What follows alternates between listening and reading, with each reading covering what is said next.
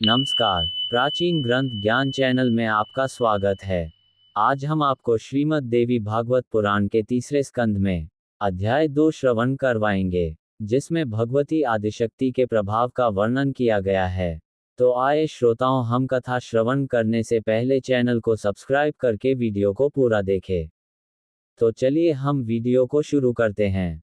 व्यास जी बोले, हे महाबाहो, हे कुरुश्रेष्ठ, आपने मुझसे जो प्रश्न पूछे हैं, उन्हीं प्रश्नों को मेरे द्वारा मुनिराज नारद जी से पूछे जाने पर उन्होंने इस विषय में ऐसा कहा था। नारद जी बोले, हे व्यास जी, मैं आपसे इस समय क्या कहूँ। प्राचीन काल में यही शंका मेरे भी मन में उत्पन्न हुई थी और संदेह की बहुलता से मेरा मन उद्वेलित हो गया था। हे व्यास जी, तदनंतर मैंने ब्रह्मलोक में अपने अमित तेजस्वी पिता ब्रह्मा जी के पास पहुंचकर यही प्रश्न पूछा था, जो उत्तम प्रश्न आपने आज मुझसे पूछा है।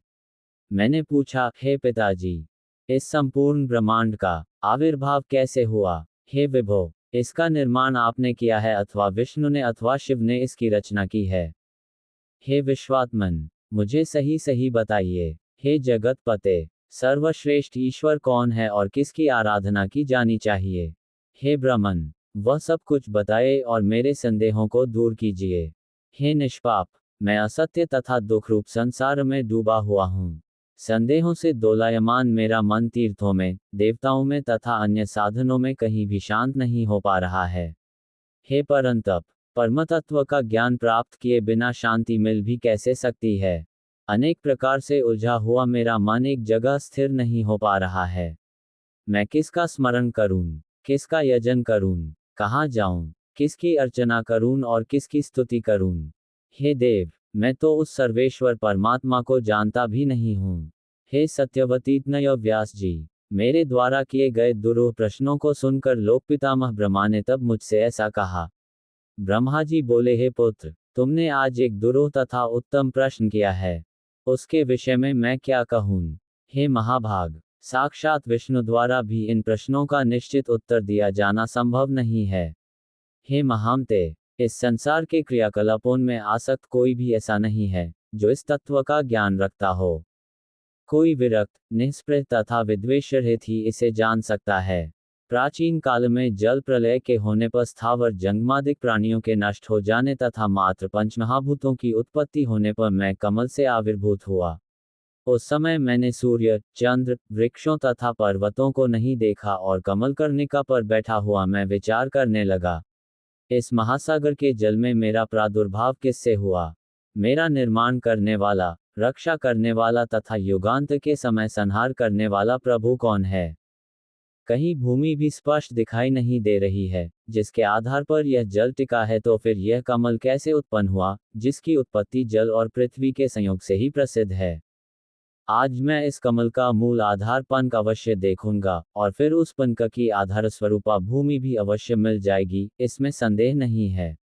तदनंतर मैं जल में नीचे उतरकर 1000 वर्षों तक पृथ्वी को खोजता रहा, किंतु जब उसे नहीं पाया तब आकाशवाणी हुई कि तपस्या करो। तत्पश्चात मैं उसी कमल पर आसीन होकर 1000 वर्षांत तक घोर तपस्या करता रहा। इसके बाद पुनः एक अन्य वाणी उत्पन्न हुई, सृष्टि करो। इसे मैंने साफ साफ सुना।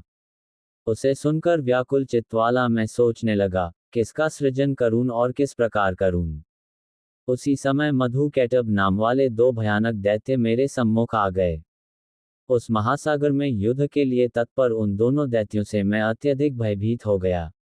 तत्पश्चात मैं उसी कमल की नाल का आश्रय लेकर जल के भीतर उतरा और वहां एक अत्यंत अद्भुत पुरुष को मैंने देखा। उनका शरीर मेघ के समान श्याम वर्ण वाला था। वे पीत वस्त्र धारण किए हुए थे और उनकी 4 भुजाएं थीं। वे जगतपति वनमाला से अलंकृत थे तथा शेष्या पर सो रहे थे। वे शंख, चक्र, गदा, पद्म आदि आयुध धारण किए हुए थे। इस प्रकार मैंने शेषनाग की शैया पर शयन करते हुए उन महाविष्णु को देखा। हे नारद जी, योग निद्रा के वशीभूत होने के कारण निष्पन्न पड़े उन भगवान अच्युत को शेषनाग के ऊपर सोया हुआ देखकर मुझे अद्भुत चिंता हुई और मैं सोचने लगा कि अब क्या करूं। तब मैंने निद्रा स्वरूपा भगवती का स्मरण किया और मैं उनकी स्तुति करने लगा। मेरी स्तुति से वे कल्याणी भगवती विष्णु भगवान के शरीर से निकलकर आकाश में विराजमान हुई। उस समय दिव्य आभूषणों से अलंकृत वे भगवती कल्पनाओं से परे विग्रह वाली प्रतीत हो रही थीं। इस प्रकार विष्णु का शरीर तत्काल छोड़कर जब वे आकाश में विराजित हो गईं, तब उनके द्वारा मुक्त किए गए अनंतात्मा वे जनार्दन उठ गए। तत्पश्चात उन्होंने 5000 वर्षों तक उन दैत्यों के साथ घोर युद्ध किया। पुनः उन महामाया भगवती के दृष्टिपात से मोहित किए गए उन दोनों दैत्यों को भगवान विष्णु ने मार दिया। अपनी जांघों को विस्तृत करके भगवान विष्णु ने उसी पर उन दोनों का वध किया। उसी समय जहां हम दोनों थे, वहीं पर शंकर जी भी आ गए। तब हम तीनों ने गगन मंडल में विराजमान उन मनोहर देवी को देखा।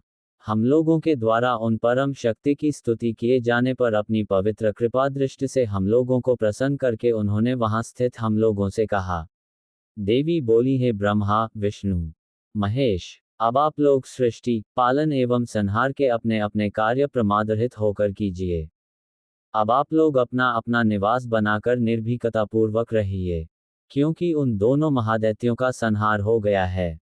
अतः आप लोग अपनी विभूतियों से अंश, पिंडज, उद्भिज और स्वेदज चारों प्रकार की सभी प्रजाओं का सृजन कीजिए।